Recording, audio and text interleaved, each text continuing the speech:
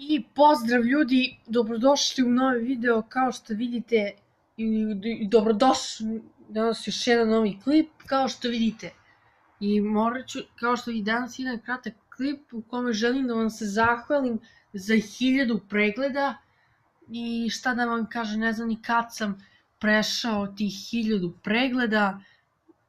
Ja želim da popričam sa i da vam kažem par stvari i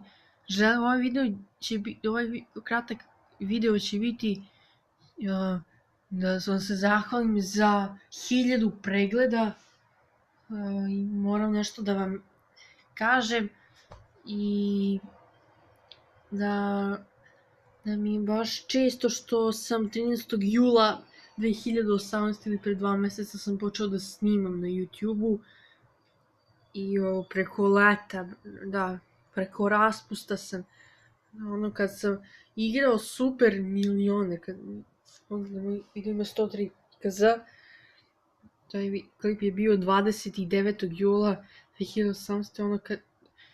ono kad je preminuo onaj pevač Oliver Dragojević jutros u Splitu u 71. godini. 71 godinu imao kad je umro.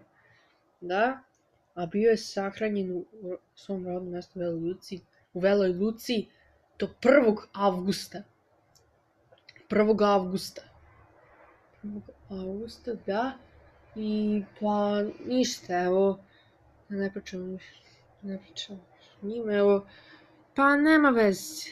I ljudi, kao što vidite, ljudi, to bi bilo to što se tiče ovog kratkog klipa i hvala svima na 1000 pregleda. I ako vam se sviđa klip, onda ne morate da ostavljate like i vidimo se u nekom narednom klipu. Ćao!